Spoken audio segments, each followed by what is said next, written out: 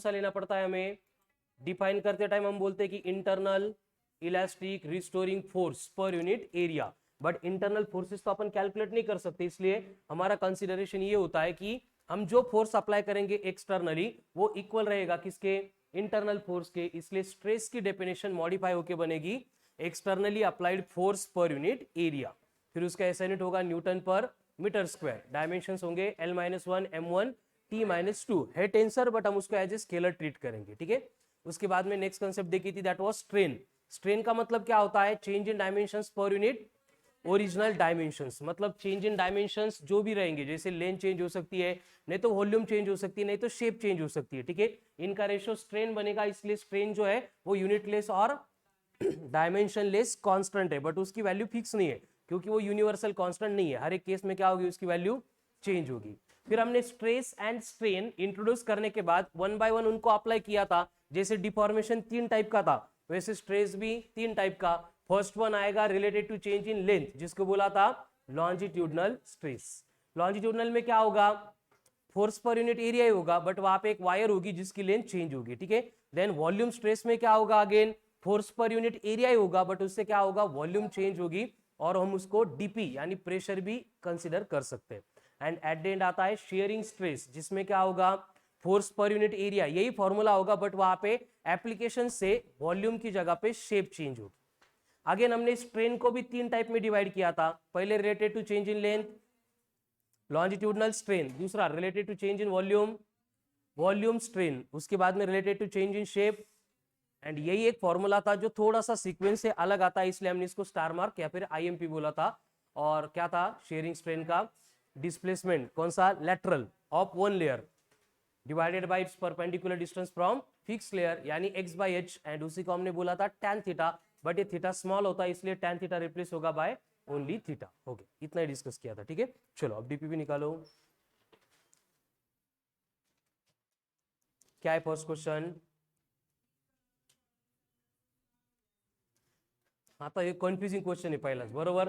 सगळा घोळ झाला, आपल्याला रबर माहिती होतं है ना, असं काही ऑप्शनच दिसत नाहीये। क्वेश्चन में बोला है कि कौन सा सब्सटेंस इलास्टिक नहीं है? क्ले नहीं है परफेक्टली, ये मालूम है, but what about iron, what about copper, what about brass? Iron जो है हमें लगता है कि हम उसकी शेप एंड साइज ही चेंज नहीं कर सकते, तो वो प्लास्टिक है इलास्टिक है? ऐसे लगता है कि वो रिजिड बॉडी है, ठीक है। लेकिन एक पॉइंट यहाँ पे याद रखना है, पाहिजे तर स्टार मार्क करून लिहून घ्या। The body which requires the body which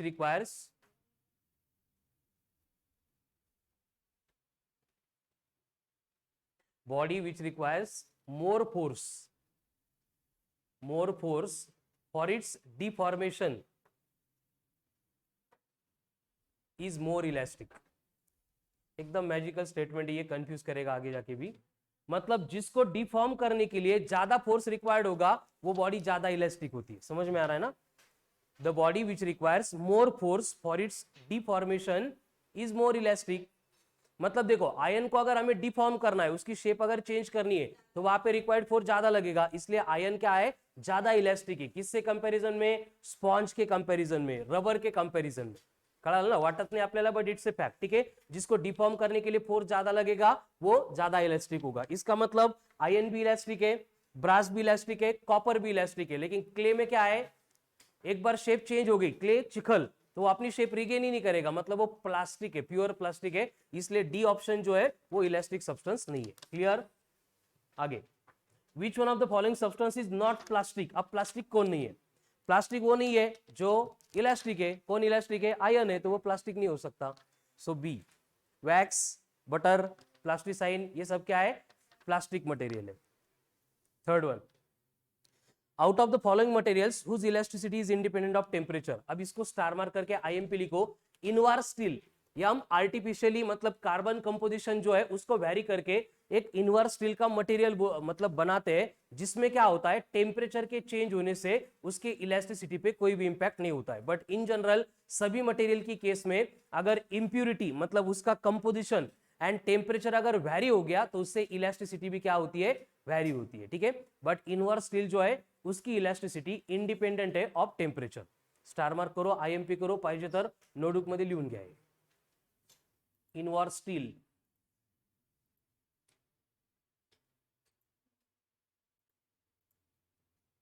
क्या स्पेशलिटी इनवॉर स्टील की?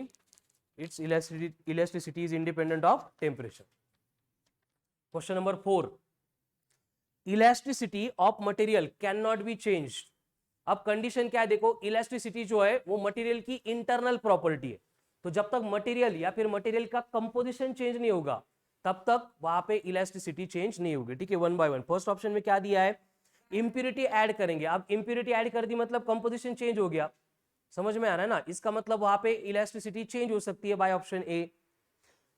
फिर से मोर इंप्यूरिटी के ऐड करो, लेस इंप्यूरिटी के ऐड करो, दोनों भी केस में इलास्टिसिटी चेंज होने वाली है. ठीक है. थर्ड वन, इंक्रीजिंग और decreasing the magnitude of deforming force. ये एक्सटर्नल फैक्टर है. डिफॉर्मिंग फोर्स, इसके ऊपर इलास्टिसिटी डिपेंड ही नहीं करेगी, क्योंकि फोर्स अगर हमने ज्यादा अप्लाई किया उससे इलास्टिसिटी अगर ज्यादा बन जाती तो क्या होगा, मतलब वो ब्रेक ही नहीं होगा ना मटेरियल. जैसे स्टोन है, हमने फोर्स ज्यादा अप्लाई किया और उसकी इलास्टिसिटी अगर उससे बढ़ गई तो क्या होगा, वो अपनी शेप रिगेन करेगा ना, ब्रेक ही नहीं होगा. बट ऐसे होता नहीं है, प्रैक्टिकली पॉसिबल नहीं है, इसलिए सी के ऊपर डिपेंड नहीं करती elasticity.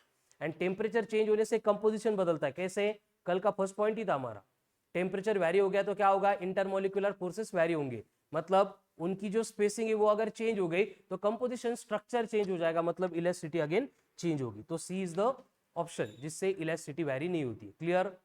Next, fifth one, wire है of length L can hold maximum load कितना, W. Length of wire is then reduce to half. उसके बाद कितना लोड वो कैरी कर सकती है. देखो लेंथ के ऊपर डिपेंड नहीं है, लोड कैरिंग कैपेसिटी उसकी इंटरनल प्रॉपर्टी है. तो पहले W था तो बाद में भी W. ठीक है, 10 टुकड़े भी करेंगे, एक छोटा टुकड़ा will balance the W weight. Next, spring is stretched by weight attached to it. The strain produced in the spring is longitudinal and इसी longitudinal को टेंसाइल या फिर lateral ऐसे भी हम बोल सकते हैं, मतलब टेंसाइल स्ट्रेन. क्वेश्चन नंबर 7, यहां पे बोला है कि एक फोर्स है 500 kg वेट का, कैन ब्रेक, जो वायर को ब्रेक कर सकता है. What is the force necessary to break another wire of the same material and same length but of half the cross sectional area. अब कंडीशन क्या है देखो, कि मटेरियल सेम है, मतलब उसकी इलास्टिसिटी की जो भी प्रॉपर्टी वो सेम रहेगी, बस यहाँ पे एरिया वेरी होने से वो कितना फोर्स मतलब कैरी कर सकता है, बियर कर सकता है, वो हमें कैलकुलेट करना है. अब हम यहाँ पे अगर स्ट्रेस का फॉर्मूला देखेंगे तो स्ट्रेस इक्वल्स टू क्या होता है, फोर्स बाय एरिया. तो अगर हम फर्स्ट केस का फोर्स बाय एरिया लेंगे F1 बाय A1, ये इक्वल रहेगा नेक्स्ट केस में F2 बाय A2, क्योंकि मटेरियल तो चेंज नहीं कर रहे हम. हमें कैलकुलेट करना है कि वो F2 कितना कैरी कर सकता है, इसलिए सिंप्लीफाई करके F2 इक्वल्स टू बनेगा A2 bye A1 into F1.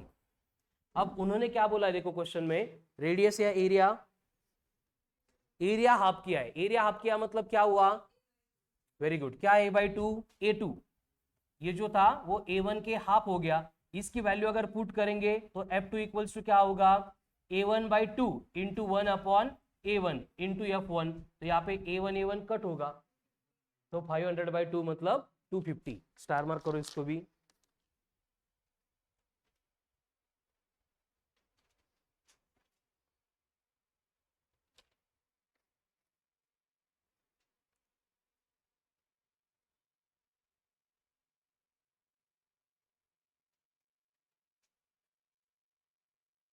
Nine, क्या दिया 9 में, A and B are two wires, radius of A कैसी है, ट्वाइस है, डबल है that of B. Radius of A ये ट्वाइस है रेडियस ऑफ B. ये क्वेश्चन का स्टेटमेंट है, उससे इक्वेशन आ गया. If they are stressed by the same load then the stress on B is, same formula, stress क्या होता है, फोर्स पर यूनिट एरिया. अगर वहां पे फोर्स सेम है तो हम ऐसे भी लिख सकते हैं F इक्वल्स टू क्या होगा, A इंटू स्ट्रेस. ये फर्स्ट केस हो गई. सेकंड केस में क्या होगा, फोर्स सेम है, सिर्फ ये बनेगा A इंटू स्ट्रेस. तो हमें क्या करना है, फर्स्ट केस में A कंसीडर करना है, area for A stress for A. Second case में B है तो area for B stress for B. अब एक साइड सेम है, दोनों साइड अगर इक्वेट करेंगे दूसरी साइड तो क्या बनेगा, area of A into stress of A equal to क्या होगा, area of B into stress of B.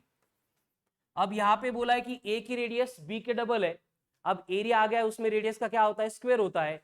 इसका मतलब हम एरिया को क्या लिख सकते हैं, 4 times of area of B into stress for A equals to area of B into stress for B. तो एरिया फॉर बी कट, हमें कैलकुलेट क्या करना है, स्ट्रेस फॉर ए या stress for B. Stress for B is कितना आ रहा है, 4 times of stress for A, तो option C 4 times that of A. कळालं, ज्यांना कन्फ्युजन होतं व्यवस्थित लिहून घ्यायला, त्यासाठी स्टेप बाय स्टेप सॉल्व्ह केले आपण।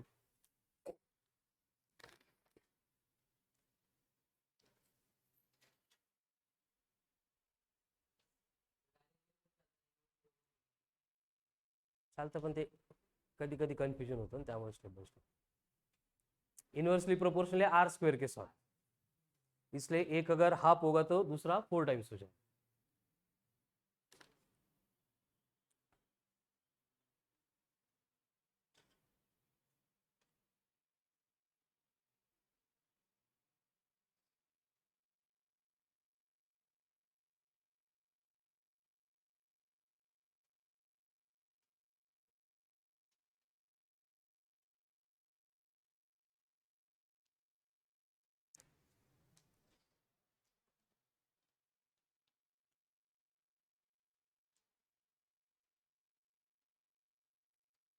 Next, question number 10. External force of 20 Newton acts normally on rectangular plate of length 20 centimeter and breadth 10 centimeter. What is the maximum stress? अब stress मतलब क्या है, force upon area. Force दिया है उन्होंने 20 Newton and हमें एरिया कैलकुलेट करना है। किसका एरिया है, रेक्टेंगल का। रेक्टेंगल का एरिया होता है लेंथ इंटू ब्रेड। लेंथ कितनी है 20, ब्रेड कितनी है 10, दोनों भी सेंटीमीटर में, इसलिए मीटर में करने के लिए -4 करना पड़ेगा। तो ये कितना बन रहा है, 200 इंटू 10 टू द पावर -4, मतलब 2 इंटू 10 टू द पावर -2। तो स्ट्रेस इक्वल्स टू क्या बनेगा फिर, फोर्स बाय एरिया, मतलब 20/2 -2 पर जाके +2, कितना आ रहा है, ये 10, ये 10 टू द पावर +2, मतलब 10 to the power 3 Newton per metre का स्क्वायर। ये हो गया स्ट्रेस। ठीक है, तो लास्ट लेक्चर में हमने न्यू टॉपिक का डिस्कशन शुरू किया था, that was mechanical properties of solids. फिर सॉलिड, लिक्विड एंड गैसेस, ऐसे 3 स्टेट ऑफ मैटर एग्जिस्ट करती है।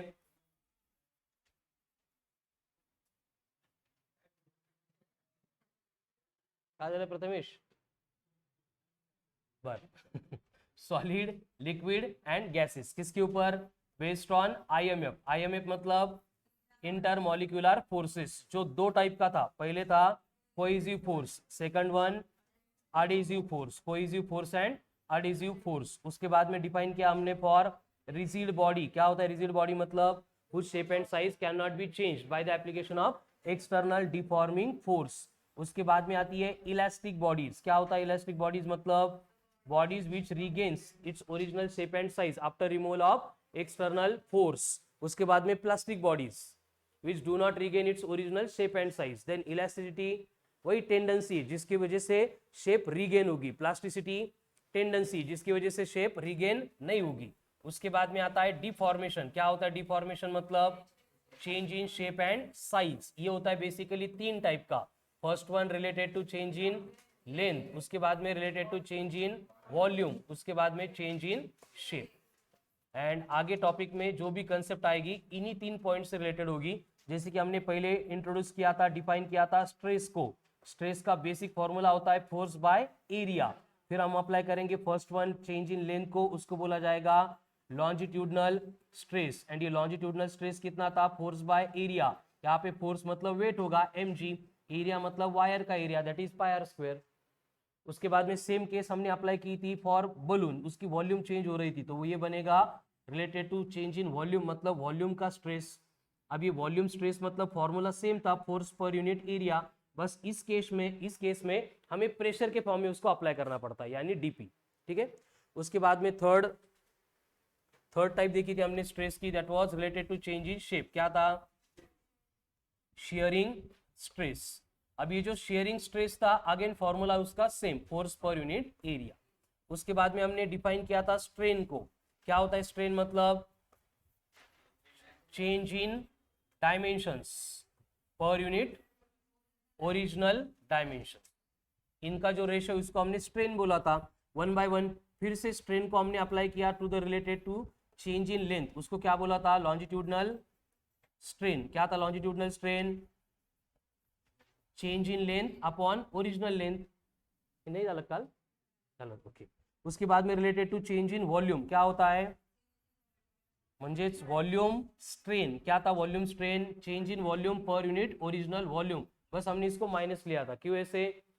क्योंकि वॉल्यूम कम होती है, ठीक है। एंड थर्ड वन था related to change in shape, that is shearing strain. अब ये जो शियरिंग स्ट्रेन था इसको हमने थोड़ा सा आईएमपी बोला था, स्टार मार्क किया था, क्योंकि इसकी थोड़ी सी कंडीशन अलग थी। क्या था इसका definition? lateral displacement of one layer कितना था वो? x divided by it's perpendicular distance from fix layer कितना था? h। मतलब ये बन गया x बाय h। एंड वही ट्रिग्नोमेट्री के अकॉर्डिंग इक्वल टू बनता है tan थीटा, बट थीटा इतना स्मॉल होता है कि हम उसको थीटा कंसिडर, ठीक है। तो इतनी बातें लास्ट लेक्चर में हमने डिस्कस की थी। क्लियर है? स्ट्रेस म्हटलं की फॉर्म्युला एकच, force per unit area. Stress मतलब force per unit, force per unit, force per unit, force per unit area. But depend करेगा कौन सी कंडीशन में। अगर वायर की लेंथ बढ़ा रहा है तो एरिया होगा पायर स्क्वायर, एंड वेट या फिर वहां पे फोर्स दिया जाएगा, या फिर आपको बोलेंगे उसको हम सर्कुलर पाथ पे घुमा रहे हैं तो वहां पे फोर्स कौन प्रोवाइड करेगा?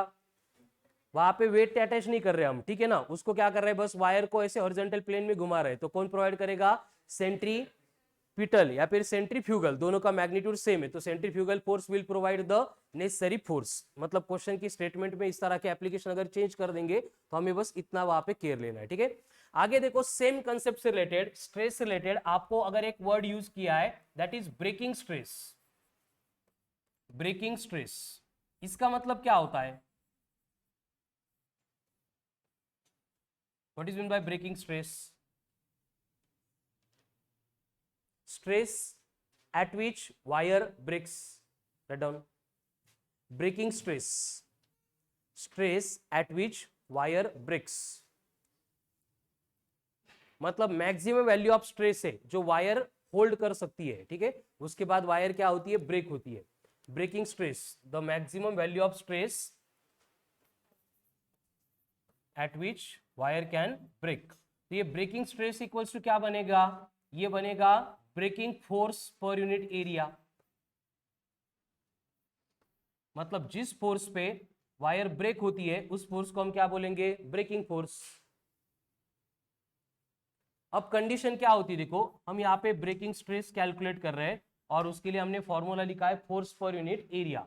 अब इन जनरली फोर्स मतलब हम वहां पे वेट अटैच करते हैं, तो वेट बनेगा mg, तो ये बनेगा mg upon area. But in terms of length अगर हमें क्वेश्चन में कुछ पूछा जाता है तो हम सिर्फ क्या करेंगे? यहाँ पे डेंसिटी इक्वल्स टू होता है मास अपॉन वॉल्यूम, तो हम मास को रिप्लेस करेंगे by density into volume. But जो वायर होती है वो होती है in the form of cylinder, इसलिए उसकी जो वॉल्यूम होती है हम उसको रिप्लेस करेंगे बाय एरिया इंटू लेंथ। यानी कि हमारा मास का फॉर्मूला बनेगा रो इंटू ए इंटू एल। इसको अगर हम पुट करेंगे तो फाइनली हमें यहाँ पे breaking stress is equals to बोला जाता है, और इक्वल्स टू बनेगा, यम का मतलब कौन है? Rho into A into L into G divided by A, तो एरिया एरिया कट होके ये बनेगा रो एल जी। कितना बनेगा? रो एल जी। एंड इससे रिलेटेड कितना लिख लो पहले, वेयर रो इज द किसकी? वायर के मटेरियल की। एल मतलब लेंथ ऑफ वायर, जी का मतलब एक्सेलरेशन ड्यू टू ग्रेविटी।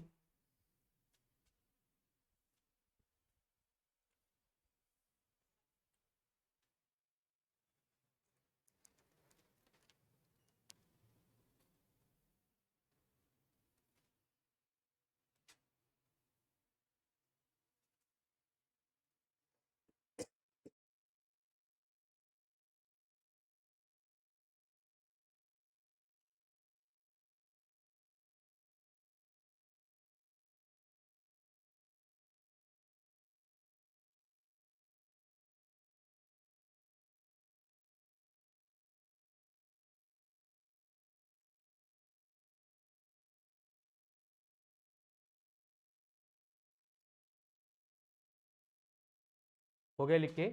अब क्या होता है ना, क्वेश्चन में हमें ब्रेकिंग स्ट्रेस देते हैं एंड हमें कैलकुलेट करते हैं कि ब्रेकिंग स्ट्रेस अगर वायर का 2 × 10⁻10 है तो उस वायर की लेंथ कितनी हो सकती है मैक्सिमम, जिससे वो ब्रेक ना हो।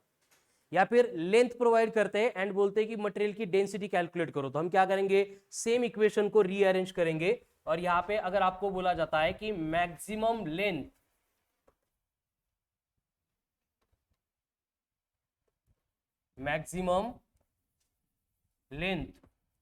Of wire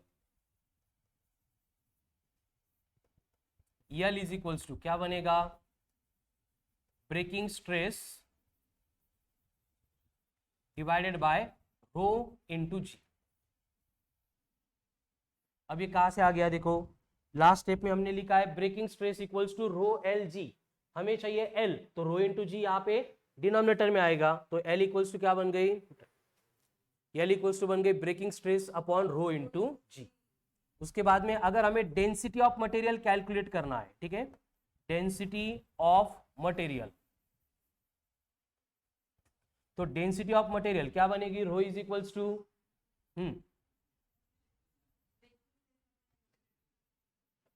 breaking stress upon L into G. Very good.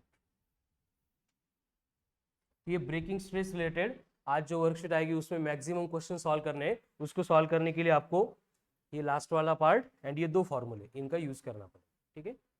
अलग कुछ नहीं है, स्ट्रेस ही है, बट ये मैक्सिमम वैल्यू ऑफ स्ट्रेस है जिसके बाद वायर को क्या होना है, ब्रेक होना है।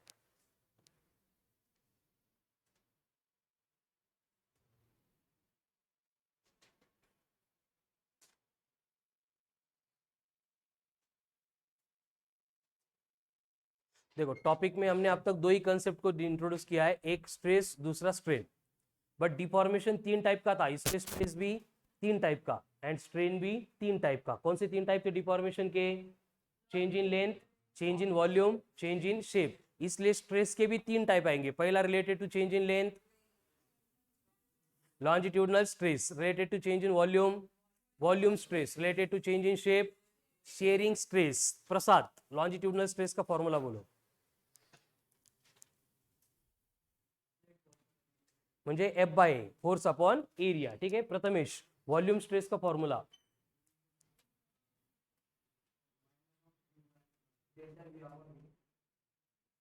फोर्स बाय एरिया, यानी उसको हम डीपी बोलेंगे, ठीक है, प्रेशर। उसके बाद में शेयरिंग स्ट्रेस का formula Tejas, applied force per unit area. Stress कुठलाही असेल बेसिक फॉर्मूला वही है, force per unit area, force per unit area, force per unit area. बस वायर की केस में लेंगे तो mg/πr² बनेगा, ठीक है। अगर वहां पे वॉल्यूम की केस में लेंगे, मतलब बलून की केस में लेंगे तो डीपी बनेगा। एंड अगर क्यूब है जिसकी शेप चेंज हो रही है तो उसके लिए सेम रहेगा, फोर्स पर यूनिट एरिया। उसके बाद हमने स्ट्रेन डिफाइन किया था, क्या होता है स्ट्रेन, मतलब change in dimensions per unit original dimensions. क्या होता है स्ट्रेन, मतलब change in dimensions per unit original dimension. तो जैसे डिफॉर्मेशन 3 टाइप का था, स्ट्रेस 3 टाइप का था, वैसे स्ट्रेन भी 3 टाइप का। फर्स्ट वन आएगा related to change in length, उसको बोलेंगे लॉन्जिट्यूडनल स्ट्रेन, उसमें क्या होगा, change in length upon original length. उसके बाद में आएगा related to change in volume, उसको बोलेंगे हम change in volume per unit original volume. And last one आएगा related to change in shape, इसको हम स्टार मार्क करते हैं, आईएमपी लिखते हैं, कारण ऐसा फॉर्मूला थोड़ा सा बिगड़ा है। क्या था, Shantanu sharing strain,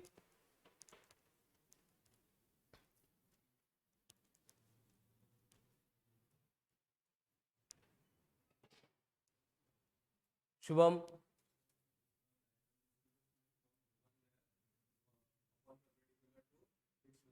perpendicular distance of the layer from fix layer. Very good, sit down.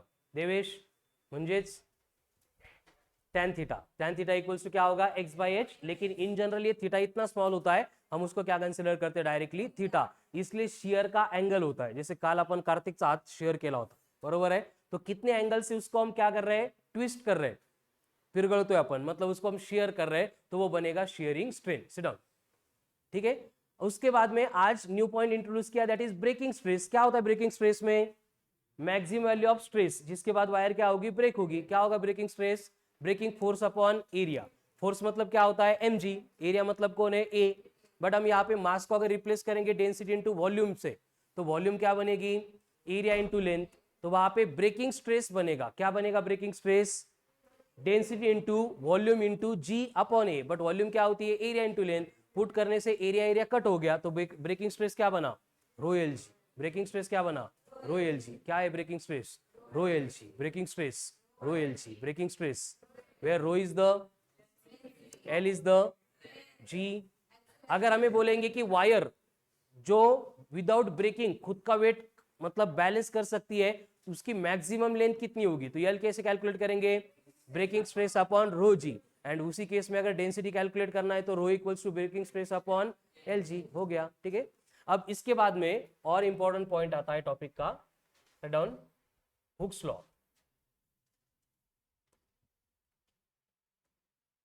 Hooke's law, Hooke's law, Robert Hooke माहिती आहे का? कोण होता Robert Hooke? First dead cell first discover केली होती का रॉबर्ट हुकनी? म्हणजे बायोमध्ये पण होता. Social activist, mathematician, chemist, physicist, then historian, then अजून सगळ्याच फील्डमध्ये त्याचं खूप जास्त नाव आहे, ठीक है ना, Robert Hooke. Then economics, economics में भी उसके रूल है, ठीक है. ऐसा रॉबर्ट हुक होता, उसने क्या किया था? हुक्स लॉ बोला था. क्या था Hooke's law? Down Hooke's law.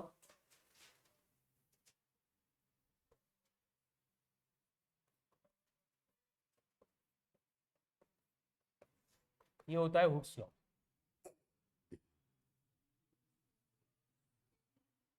Right down Hooke's law.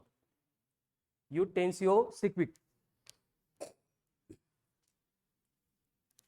Actual में उसकी लैंग्वेज में उसने ऐसे एक्सप्लेन किया था, यूटेंसियो सिक्विक, बट आपल्याला हे कळतं का? नाही. इसका मतलब होता है इंग्लिश में as the stress so the strain. It means as the stress so the strain. आता याचा अर्थ कळतोय का? As the stress so the strain. जैसे स्ट्रेस होगा वैसे स्ट्रेन होगा, जितना स्ट्रेस होगा उतना स्ट्रेन होगा. इसका मतलब stress is directly proportional to, तो अब जाके write in double united comma, within elastic limits, within elastic limits, within elastic limits, stress, within elastic limit, stress is directly proportional to the strain. Within elastic limit, stress is directly proportional to the strain. अब ये elastic limit मतलब क्या होता है? Right down elastic limit क्या होगा? कौन बोलेगा? Akshay, what is elastic limit? Ram, Tejas, very good. Body म्हणजेच काय? इलास्टिक म्हणजे आपण काय म्हणतो त्याला? विल, विल नहीं नहीं, will regain. Very good, sit down. ठीक है, क्या होगा इलास्टिक लिमिट? मतलब रबर है, खींच के छोड़ दिया वापस शेप रिगेन करता, और जोर से खींच के छोड़ दिया शेप रिगेन करता, और जोर से खींच के छोड़ दिया शेप रिगेन तो करता है लेकिन उसकी लेंथ थोड़ी सी बढ़ जाती. फिर से अगर खींच दिया तो क्या होगा? ब्रेक हो जाएगा. समझ में आ रहा है ना? तो जब तक वो अपनी शेप एंड साइज रिगेन कर सकता है उसको बोला जाएगा इलास्टिक लिमिट. ठीक है, right down elastic limit. maximum deformation of the material body, maximum deformation of the material body, maximum deformation of the material body up to which it can regain, up to which it can regain its original dimensions. Dimensions म्हणजे ते LMT नाही, हा shape and साइजला आपण dimension पण म्हणतो. ठीक है, its original dimensions या फिर ओरिजिनल शेप एंड साइज. तो हुक्स लॉ में ये एक्सप्लेन कर रहा है रॉबर्ट हुक कि स्ट्रेस जो है वो डायरेक्टली प्रोपोर्शनल टू स्ट्रेन है, लेकिन कब तक? जब तक बॉडी अपनी शेप रिगेन कर सकती है तब तक. यानी कि इसको अगर ग्राफिकली प्लॉट करेंगे तो एक्स एक्सिस के अलोंग अगर हम स्ट्रेस प्लॉट करेंगे, वाई के अलोंग कौन होगा? स्ट्रेन होगा. तो डायरेक्टली प्रोपोर्शनल मतलब ग्राफ का नेचर कैसे होगा? Straight line passing through origin,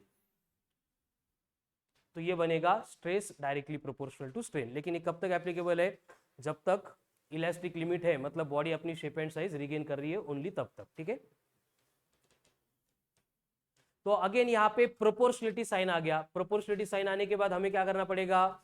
very good, उसको रिप्लेस करके कांस्टेंट ऑफ प्रोपोर्शनलिटी इंट्रोड्यूस करना पड़ेगा। ठीक है, तो क्या होगा देखो, जो स्ट्रेस था डायरेक्टली प्रोपोर्शनल टू स्ट्रेन, तो इसको मैं इंट्रोड्यूस करूंगा म्यू, या फिर आप उसको ई भी बोल सकते हो। ठीक है, इनटू स्ट्रेन, असे दोन नाही बरं का, एक तर म्यू घ्या किंवा ई घ्या, कुठलं बरं वाटतं तुम्ही सांगा? म्यू, ई, ई, बरं ठीक आहे, ई घेऊ का म्यू घ्यायचं? म्यू घ्यायचं, ज्यांना म्यू घ्यायचं ते म्यू घ्या, ज्यांना ई घ्यायचं ते ई घ्या। ठीक है, काही फर्क पड़त। और ये जो म्यू होगा या फिर ई होगा, इसका मतलब होगा, very good, modulus of elasticity. आता लागायला लागली थोडी लिंक, मागच्या टॉपिक मध्ये काही फॉर्म्युले होते, v equals to root of E by rho, क्या था Divesh? v equals to root of E upon rho, क्या था ये? ते तर कळालं आपल्याला। आता फॉर्म्युला कशाचा होता? ऑफ लॉन्जिट्यूडनल वेव और साउंड वेव। सनी 15-20 मिनटं लवकर आला बेटा। ठीक है, वेलोसिटी ऑफ ट्रांसवर्स का लॉन्जिट्यूडनल वेव या फिर साउंड वेव क्या था? Root of E by rho, and E का मतलब क्या होता है फिर? Modulus of elasticity. ठीक है,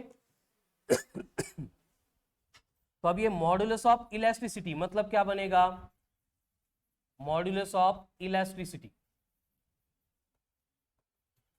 ये मॉड्यूलस ऑफ इलास्टिसिटी मतलब ई किंवा म्यू इज इक्वल्स टू क्या होगा? Ratio of stress to the strain.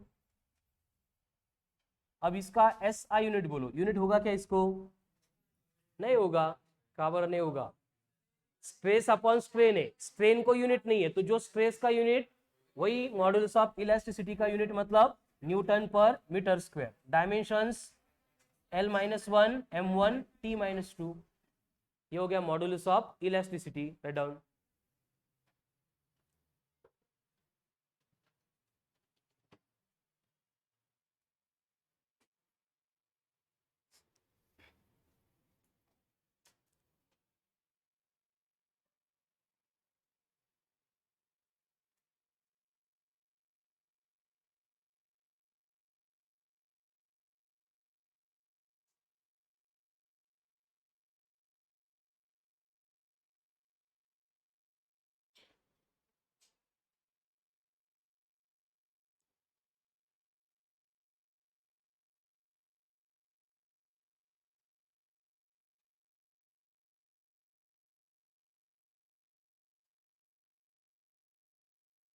हो गया। अब फिर से देखो, जैसे हमने टॉपिक के स्टार्ट में डिफॉर्मेशन इंट्रोड्यूस किया था। डिफॉर्मेशन कितने टाइप का था? First one related to change in length, second one related to change in volume, third one related to change in shape. तो उसी डिफॉर्मेशन के अकॉर्डिंग हमने देखा कि स्ट्रेस के भी तीन टाइप है। First one related to change in length, longitudinal, related to change in volume, volume stress, related to change in shape, shearing stress.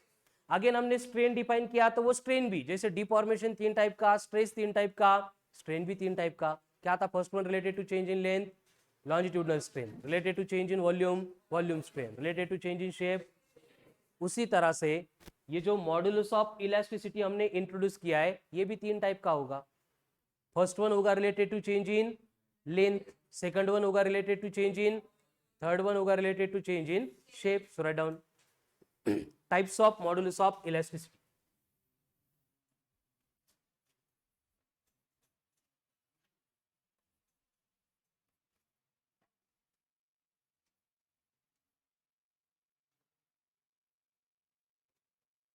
Types of modulus of elasticity, जिसमें first one आएगा Young's modulus. क्या होता है Young's modulus? उसमें first point लिखो, modulus of elasticity related to change in length, modulus of elasticity related to change in length is called as Young's modulus. मतलब अगर वहां पे लेंथ में कुछ वेरिएशन आ रहा है तो उससे रिलेटेड मॉड्यूलस ऑफ इलास्टिसिटी कोण होगा, यंग्स मॉड्यूलस होगा. अब देखो नॉर्मल केस है, ही डायग्राम आपली 10 वेळा ड्रॉ करून झाली है. ठीक है, वही डायग्राम फिर से आएगी. एक वायर है जिसकी लेंथ है इनिशियल कितनी है, कैपिटल एल. इसको हमने क्या किया है, एम इतना मास अटैच किया. इससे क्या होता है, इसके ऊपर फोर्स एक्ट होता है. कितना फोर्स एक्ट होता है, mg.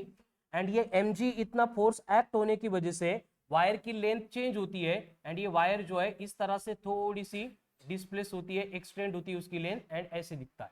तो यहाँ पे जो लेंथ में होने वाला चेंज है उसको अगर हम डेल्टा यल बोलेंगे. एंड ये जो वायर आपको दिख रही है उसकी रेडियस कितनी है, r है. तो इस केस में हमें कैलकुलेट करना है y. Praneeta, what is y? Young's modulus. ठीक है, तिकडे लिहिले बघा, Young's modulus denoted by y.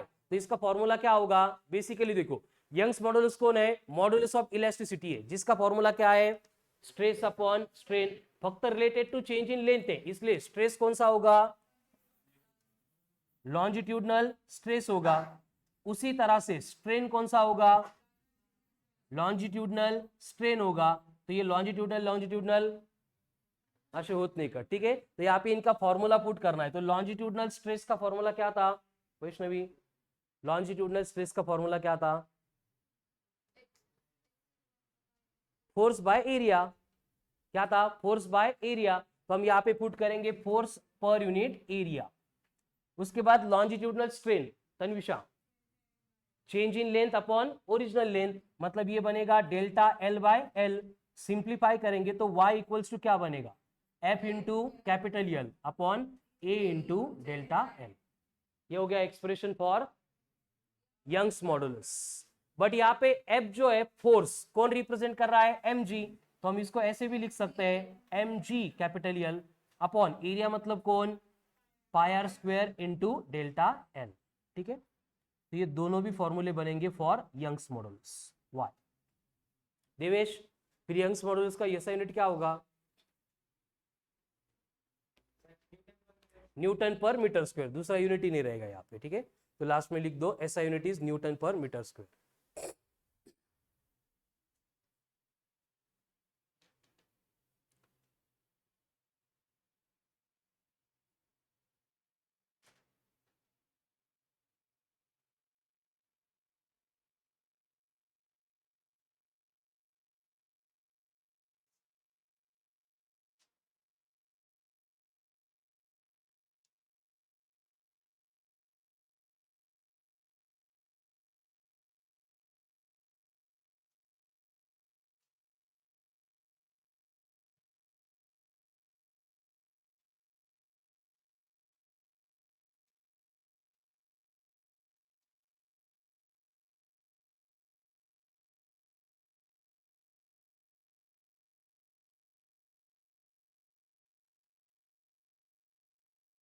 Swapnil, Young's modulus का फॉर्मूला क्या है, y इक्वल्स टू, नहीं फॉर्मूला स्ट्रेस अपॉन स्ट्रेन था, कॉमन झालं ते.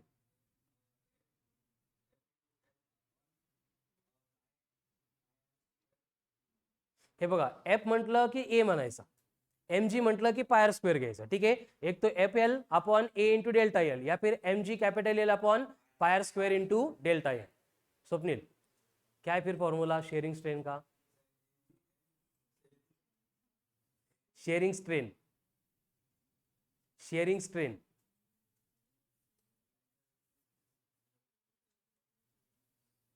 थीटा. क्या था, shearing strain directly equal to theta.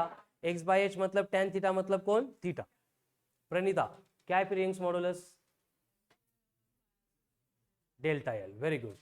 Sakshi, what is mgl में, व्हाट इज m, कोणाचं मास, जो हमने अटैच किया था वायर के दूसरे एंड पे. ठीक है, तो ये यंग्स मॉड्यूलस के बाद में नेक्स्ट आता है नंबर 2. किसकी टाइप्स पढ़ रहे हैं हम, हर्षवर्धन, कशाचे टाइप्स पढ़तोय, चालू आहेत आपल्या, हर्षवर्धन, हाँ, मॉड्यूलस ऑफ इलास्टिसिटी. ठीक है, यस. तो सेकंड क्या होगा, related to change in volume. ठीक है, तो इसको बोला जाएगा, व्हेरी गुड, बल्क मॉड्यूलस.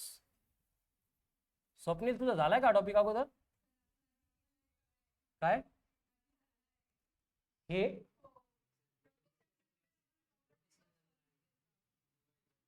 हा पण झाला होता. तेच म्हटलं स्वप्नील एवढे आन्सर्स कसं काय देतोय. आपण झाला होता ऑनलाईन नाही ऑफलाईन झाला सगळं. बल्क मॉड्युलस मग स्वप्नीलला एकट्यालाच आठवते बाकीच्या आठवत नाही का. बल्क मॉड्युलस क्या होगा बल्क मॉड्युलस मतलब. मग मागच्या टॉपिक मध्ये मी जेव्हा म्हणत होतो के जो है वाय जो है या हम आगे के टॉपिक में पढ़ेंगे आगे के टॉपिक में मालूम होगा तेव्हा एकाने पण नाही सांगितलं सरी झाले आपलं म्हणून.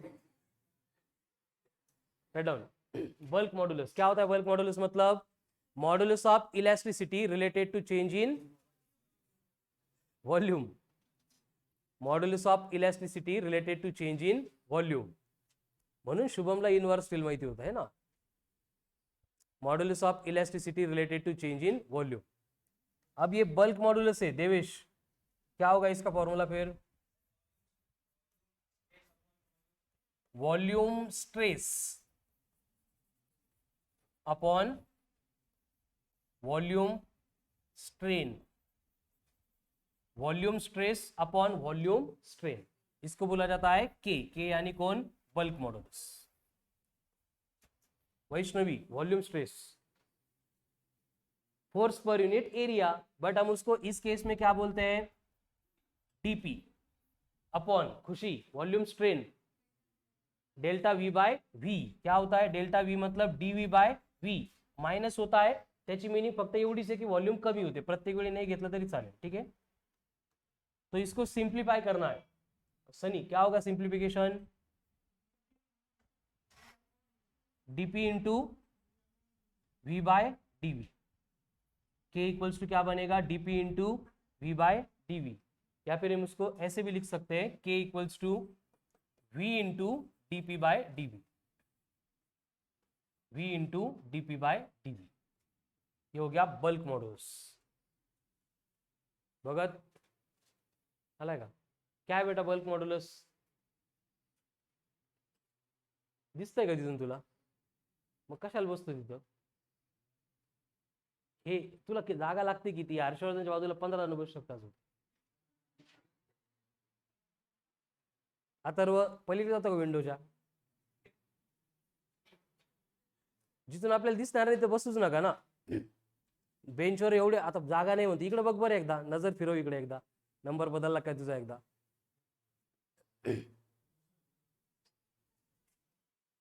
चलो फिनिश. बल्क मॉड्युलस साक्षी क्या होता है बल्क मॉड्युलस. वाचून नको सांगू ना माझ्या समोर तर तिकडे न बघता सांग ना. Related to change in volume क्या होता है इंद्रनील फॉर्मूला बल्क मॉड्युलस का ही तो बघ न बघता सांग K equals to V into DP upon DV. Kartik what is DP pressure या फिर उसको हम वॉल्यूम स्ट्रेस भी बोलते हैं मतलब force per unit area. Sit down. Atharva stand up. What is stress काय डीवी बाय व्ही स्ट्रेस या. Sit down. Sumit DP by DV काय बेटा DP by DV. DP by DV काहीच नाही कळालं ना. हे अथर्वन काहीच पण सांगतो ठीक आहे. Sumit stress volume stress volume stress force per unit stress म्हटला की पहिले डोक्यात काय आलं पाहिजे फोर्स पर युनिट एरिया म्हणजे या आन्सरला तुम्हाला कोणी रॉंग पण नाही म्हणणार. कळालं ना. स्पेशल केस मधलं पुढचं नाही आलं it's okay but force per unit area हे आलंच पाहिजे. स्ट्रेन म्हटलं की change in dimensions per unit original dimension. मग अगर वॉल्यूम स्ट्रेस बोलेंगे तो change in volume upon original volume and longitudinal बोलेंगे तो change in length upon original volume. आपल्याला फक्त प्रिपेअर कुठला करायचा आहे शेअरिंग स्ट्रेन. प्रिपेअर काय करायचा shearing strain equal to theta हे प्रिपेअर करायचं. कळालं जो सगळ्यात अवघड आहे. Sit down. तो सेकंड हो गया modulus of elasticity related to change in volume जिसको हमने बोला है बल्क मॉड्यूलस. क्या होता है bulk modulus volume stress upon volume strain. Hari क्या है फिर bulk modulus formula V into DP by dv. क्या होता है V into DP by dv. ठीक है. अब यहाँ पे और एक पॉइंट आता है काय खुशी तो सांग नेक्स्ट. नहीं इसका reciprocal compressibility. Write down. Next reading, compressibility यानी सी। क्या होता है कॉम्प्रेसिबिलिटी? मतलब reciprocal of bulk modulus, reciprocal of bulk modulus, reciprocal of bulk modulus is called as compressibility. Reciprocal of bulk modulus is called as compressibility, denoted by C, given by C equals to 1 upon K, where K is the bulk modulus. तो C का formula क्या होगा फिर? C equals to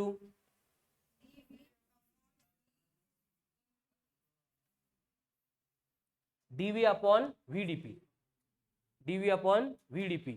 Prathamesh, फिर compressibility का unit क्या होगा?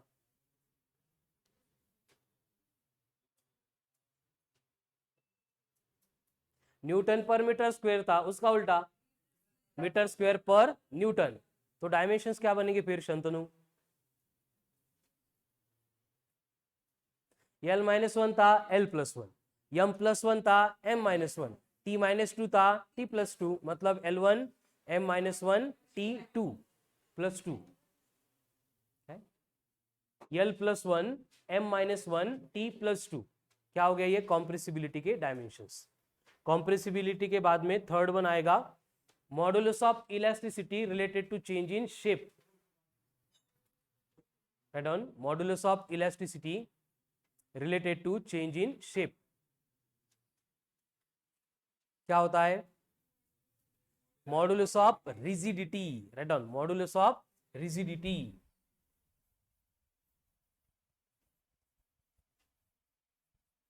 Modulus of rigidity and it is denoted by eta। क्या होता है मॉडुलस ऑफ रिजिडिटी? मतलब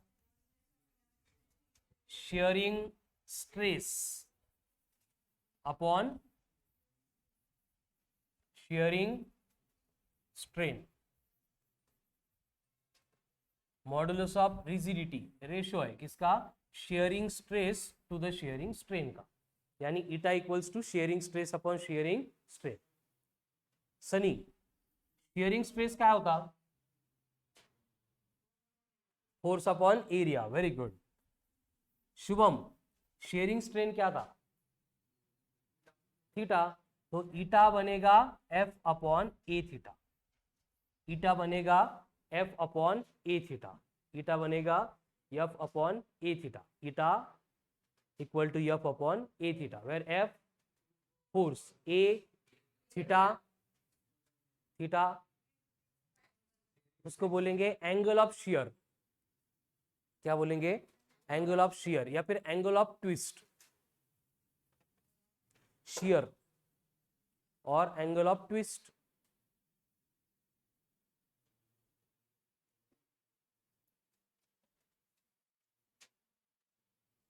हाँ रितु, ऐसा यूनिट क्या होगा बेटा मॉडुलस ऑफ रिजिडिटी का? Newton per metre square. Topic मध्ये दुसरं युनिटच नाही आहे, ठीक आहे? Newton per metre square. Then dimensions L minus one M1 T minus two, ठीक है? तो ये हो गया basic part related to properties of solids. एकदम शॉर्ट मध्ये सगळ्यात पहिले आपण इंट्रोड्यूस केला स्ट्रेस। क्या होता है स्ट्रेस? मतलब फोर्स बाय एरिया। ये तीन टाइप का, फर्स्ट वन लॉन्जिट्यूडनल स्ट्रेस, उसका फॉर्मूला फोर्स बाय एरिया मतलब mg by pi R square. उसके बाद में आता है वॉल्यूम स्ट्रेस। क्या था वॉल्यूम स्ट्रेस में? dp। देन उसके बाद में आता है शेयरिंग स्ट्रेस। क्या था शेयरिंग स्ट्रेस में?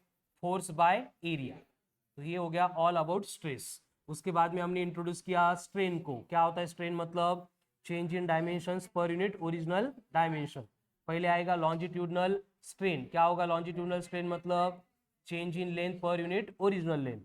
उसके बाद में आएगा वॉल्यूम स्ट्रेन। क्या होगा वॉल्यूम स्ट्रेन? मतलब change in volume per unit original volume. And उसके बाद में आएगा shearing strain, shearing strain, shearing strain direct theta. Indranil काय करतोय? उसके बाद में हमने देखा modulus of elasticity, modulus of elasticity. अब ये मॉडुलस ऑफ इलास्टिसिटी भी फिर से तीन टाइप के, first one Young's modulus Y क्या था, mg capital L upon pi are square into delta. Second one के बल्क मॉडुलस क्या था, v into dp by dv, या फिर c इक्वल्स टू आता है 1 by k। And third one देखा eta equals to f upon a theta, eta equals to f upon a theta. बस इन सब में एक एडिशनल कंसेप्ट और देखी थी ब्रेकिंग स्ट्रेस वाली, जहां पे हम मास को रिप्लेस करते हैं डेंसिटी इंटू वॉल्यूम, मतलब density into area into length से, एंड फिर रिक्वायर्ड जो भी सिंप्लीफिकेशन उसको हम यूज करते हैं। ठीक है, अब write down next point, thermal stress. Thermal stress, thermal stress क्या होगा? थर्मल स्ट्रेस मतलब स्ट्रेस जो डेवलप होगा उसके लिए रिस्पॉन्सिबल कौन होगा? थर्मल हीट, मतलब टेम्परेचर का वेरिएशन होगा। एक तो टेम्परेचर इंक्रीज होगा, इंक्रीज होने के बाद क्या होगा? कल्याणी लूंगी, क्या होगा? टेम्परेचर इंक्रीज होने से लेंथ बढ़ जाएगी, समझ में आ रहा है? टेम्परेचर डिक्रीज होने से लेंथ क्या होगी? कम होगी, मतलब वहां पे लेंथ में वेरिएशन आएगा, मतलब वहां पे स्ट्रेस इंड्यूस्ड होगा। बस यहाँ पे आपको एक thermal properties of matter next topic रहेगा हमारा, उसका एक फॉर्मूला याद रखना है कि जो भी चेंज इन लेंथ होता है डेल्टा यल, अगर ये चेंज इन लेंथ टेम्परेचर की वजह से हो रहा है तो इसको कैलकुलेट करने के लिए फॉर्मूला होता है L into alpha into delta theta. अगर चेंज हो रही है लेंथ, जैसे road side electric conducting wires असतात, तारा है ना, वो अगर विंटर में देखेंगे तो एकदम स्ट्रेच वन होती है, समर में देखेंगे तो अभी देखेंगे तो एकदम स्लैक हो गई है। ऐसे क्यों? वायरमन येऊन त्याला चेंज करतो का? क्यों होता है? टेम्परेचर डिफरेंस से, ठीक है ना। विंटर में टेम्परेचर कम है इसलिए कॉम्प्रेस होती है, लेंथ कम होती है। समर में टेम्परेचर बढ़ गया मतलब एक्सपांशन हो गया, मतलब उसकी लेंथ बढ़ गई। तो ये इंक्रीज इन लेंथ जो है वो कैलकुलेट करने के लिए हम ये रिलेशन यूज करते हैं, delta L equals to L into alpha into delta theta. क्या होता है? Delta L equals to L into alpha into delta theta. अब इसी तरह से अगर एरिया वेरी हो रहा है तो हम उसको यूज करते हैं डेल्टा ए इक्वल्स टू, सांगा काइल ए इंटू अल्फा की जगह पे beta into delta theta. And अगर वॉल्यूम चेंज हो रही तो क्या होगा? Delta V equals to V into gamma into delta theta. तो यहां पे डेल्टा एल का मतलब क्या होगा? Change in length. Delta L बनेगा चेंज इन लेंथ, तो यल का मतलब क्या होगा? Original length. देन अल्फा क्या होगा? अल्फा को बोला जाता है temperature coefficient of length. Then delta theta मतलब क्या होगा? Change in temperature, change in temperature, ठीक है। अब उसी तरह से यहां पे डेल्टा ए का मतलब क्या होगा? चेंज इन एरिया। ए का मतलब क्या होगा? Area, initial area. बीटा का मतलब क्या होगा? टेम्परेचर कोएफिशिएंट ऑफ एरिया, ठीक है। उसके बाद में डेल्टा थीटा मतलब चेंज इन टेम्परेचर। वैसे ही यहाँ पे डेल्टा वी क्या होगा? वी का मतलब क्या होगा? एंड गामा क्या होगा? लेकिन हमें इस टॉपिक में जो है ये डेल्टा ए डेल्टा वी की इतनी रिक्वायरमेंट नाही आहे, कळालं ना। त्यामुळे आपल्याला फक्त फोकस करायचं या वरच्या फॉर्म्युल्यावर, सिमिलर होते म्हणून हे दोन सांगितले। नेक्स्ट टॉपिक मध्ये परत डिटेल मध्ये बघायचे आपल्याला। क्लियर है? फिर डेल्टा एल मतलब क्या हो गया? Change in length.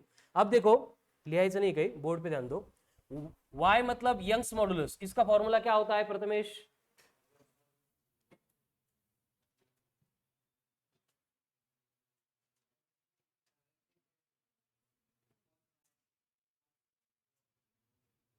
Force sorry stress upon strain. क्या होगा? यंग्स मॉडुलस वाई मतलब स्ट्रेस अपॉन स्ट्रेन। कौन सा स्ट्रेस, कौन सा strain?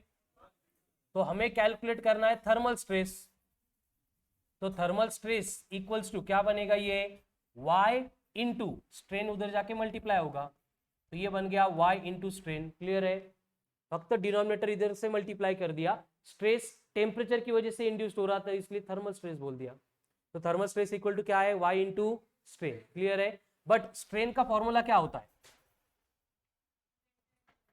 Change in length per unit original length. अभी जो हमने फॉर्मूला देखा है उसके अकॉर्डिंग चेंज इन लेंथ कितनी है? L alpha delta theta. इसको अगर पुट करेंगे तो क्या होगा?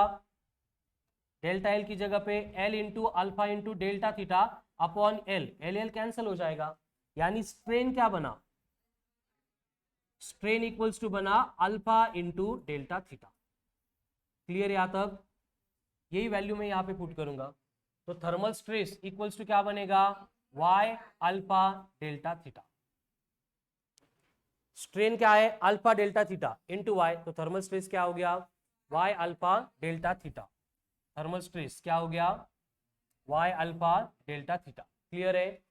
अब इसमें अगर हमें फोर्स अगर कैलकुलेट करने के लिए बोला जा रहा है, force due to thermal stress, force due to thermal stress, तो सिर्फ क्या होगा, स्ट्रेस का फॉर्मूला क्या है, फोर्स अपॉन एरिया, तो इधर जो एरिया आएगा उधर जाके मल्टीप्लाई होगा, यानी ये फोर्स क्या बनेगा, Y A alpha delta theta.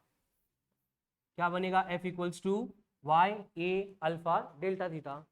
One by one from start. हे बघा, नई कंसेप्ट थी थर्मल स्ट्रेस, ये फॉर्मूला नेक्स्ट टॉपिक में आपको पहले से मालूम नहीं था, इसलिए इसको सेपरेट लिख के दिया है कि थर्मल मतलब टेम्परेचर के वेरिएशन से जो भी चेंज इन लेंथ होता है, डेल्टा एल कितना होता है, L alpha delta theta. L का मतलब ओरिजिनल लेंथ, अल्फा का मतलब टेम्परेचर कोएफिशिएंट या फिर थर्मल कोएफिशिएंट, ठीक है। डेल्टा थीटा मतलब राइज इन टेम्परेचर, तो यही delta L change in length का फॉर्मूला हम आगे यूज करने वाले थे, इसके लिए हमने फिर से यहाँ पे वाई को इंट्रोड्यूस किया अकॉर्डिंग टू प्रथमेश। वाई मतलब क्या था, स्ट्रेस अपॉन स्ट्रेन, तो यहाँ पे हमें स्ट्रेस फाइंड करना है, तो मैंने स्ट्रेन को मल्टीप्लाई कर दिया, बट स्ट्रेस डेवलप हो रहा है because of variation in temperature, इसलिए बना थर्मल स्ट्रेस। तो थर्मल स्ट्रेस इक्वल्स टू क्या हो गया, वाई इंटू स्ट्रेन। क्लियर यहाँ तक? बट यहाँ पे हमें स्ट्रेन को रिप्लेस करना था, स्ट्रेन का फॉर्मूला है change in length upon original length, and ये डेल्टा एल आता कहां से, इसके लिए हमने ये पहले एक्सप्लेन किया था। क्या है delta L equals to L alpha delta theta, वही पुट कर दिया, L alpha delta theta upon L, L L क्या बचा, अल्फा इंटू डेल्टा थीटा। तो यहाँ पे स्ट्रेन की वैल्यू आ गई, कितनी आ गई, अल्फा इंटू डेल्टा थीटा यहाँ पे। तो ये जो y इंटू स्ट्रेन था ये बना y into alpha into delta theta. ये किसका फॉर्मूला है, थर्मल स्ट्रेस का। एंड थर्मल स्ट्रेस के ऊपर से अगर हमें फोर्स कैलकुलेट करना है, force due to thermal stress, तो उसके लिए हम क्या करेंगे, F equals to Y into A into alpha delta theta, ये यूज करें। राइट डाउन, हिली लेगा, हिली लेगा थर्मल स्ट्रेस, बट लिया लिया, ज्यांना नहीं लिहिले त्यांनी लिया।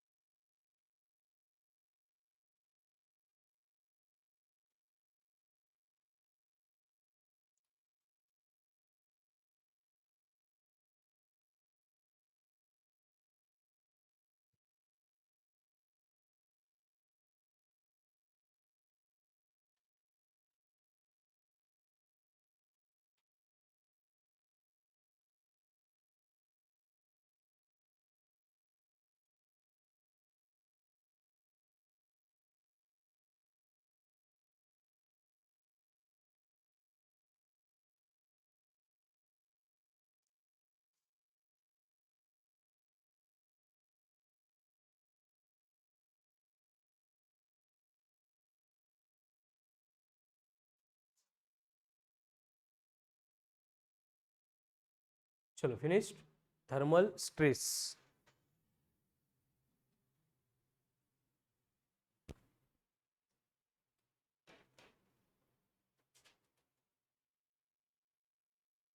Stand up Devesh, Young's modulus का फॉर्मूला बोल, y इक्वल्स टू,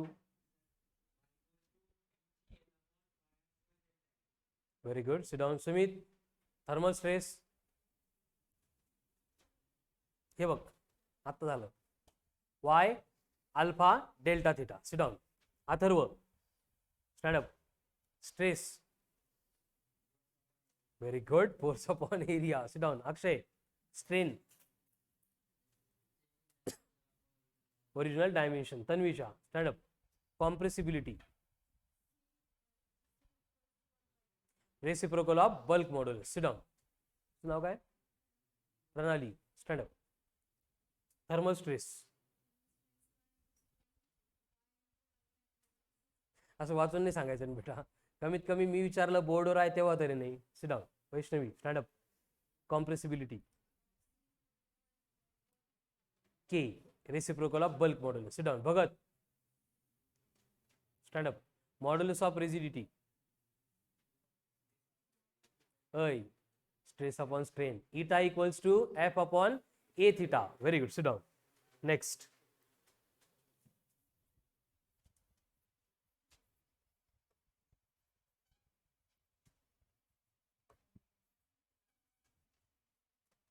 क्या ये Poisson's ratio. Poisson's ratio down. Poisson's ratio. Shubham Sunny क्या होता है देखो, एकदम सिंपल कंसेप्ट है. अब तक जो हम बातें देख रहे थे उसमें जो वायर हमने ली है एक साइड में रिजिड सपोर्ट पे फिक्स की थी, उसके बाद में हमने उसको दूसरी एंड में से लोड को इस तरह से कनेक्ट किया और हम ऑब्जर्व कर रहे थे कि इस वायर की क्या हो रही है, लेंथ बढ़ रही है. लेकिन सिर्फ लेंथ नहीं बढ़ती है, लेंथ के बढ़ने के साथ साथ यहाँ पे वायर का जो भी एरिया ऑफ क्रॉस सेक्शन होता है वो भी चेंज होता है. बरोबर है ना. रबर है, उसको हमने स्ट्रेच किया तो जो उसकी विड्थ होती है वो सेम रहती है, कम होती है? कम होती है. जितना ज्यादा खींचेंगे मतलब उतनी क्या होती है, वहां पे विड्थ कम होती है. इसका मतलब जब भी इस वायर का डिफॉर्मेशन होता है तो एक इस डायरेक्शन में होता है, मतलब जिस डायरेक्शन में फोर्स एक्ट हो रहा है उस डायरेक्शन में, जिसको बोला जाएगा लॉन्जिट्यूडनल. एंड दूसरा इस डायरेक्शन में होता है, मतलब फोर्स के डायरेक्शन को परपेंडिकुलर, वो बनता है लैटरल. समझ में आ रहा है? मतलब क्या होगा, किसी भी वायर के ऊपर अगर हम फोर्स अप्लाई करेंगे तो उसका displacement in the direction of force भी होगा as well as perpendicular to the direction of force भी होगा. मतलब लेंथ बढ़ेगी तो रेडियस कम होगी, लेंथ बढ़ेगी तो एरिया ऑफ क्रॉस सेक्शन कम होगा. एंड वही अगर हम यहाँ पे इंट्रोड्यूस करेंगे तो यहाँ पे ये जो लैटरल स्ट्रेन होता है ये डायरेक्टली प्रोपोर्शनल होता है to the longitudinal strain. Lateral strain जो है वो डायरेक्टली प्रोपोर्शनल होता है किससे? लॉन्जिट्यूडनल स्ट्रेन से. स्ट्रेन मतलब वही है, change in dimensions upon original dimensions. Lateral मतलब फोर्स को परपेंडिकुलर, लॉन्जिट्यूडनल मतलब फोर्स को पैरेलल.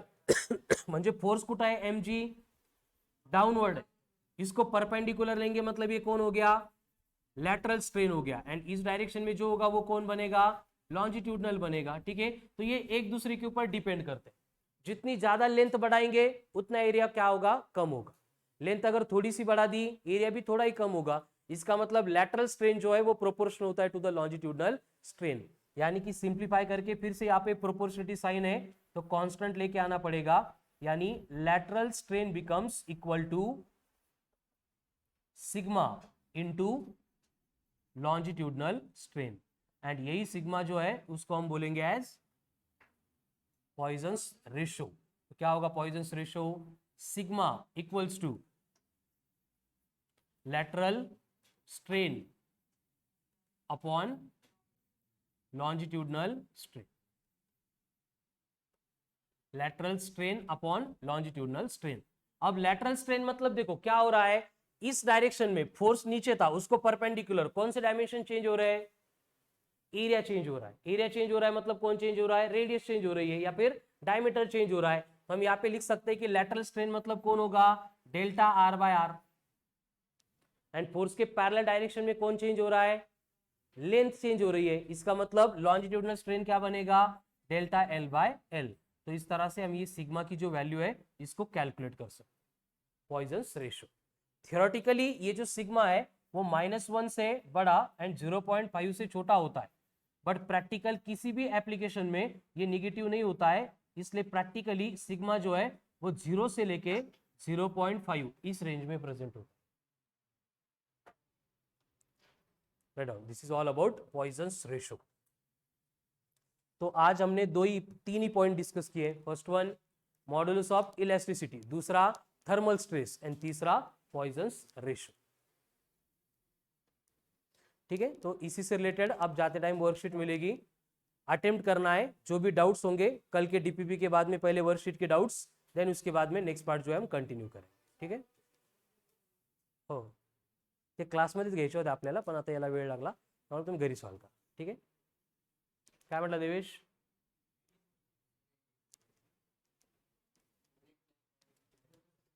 सिग्माचं युनिट्स अँड डायमेन्शन नसणारच नाही त्याला, कारण ऑलरेडी तो स्ट्रेनचा रेशो आहे. स्ट्रेनला स्वतःला डायमेन्शन नाही, तू याला काय देणार? ठीक आहे, हे डायमेन्शनलेस कॉन्स्टंट.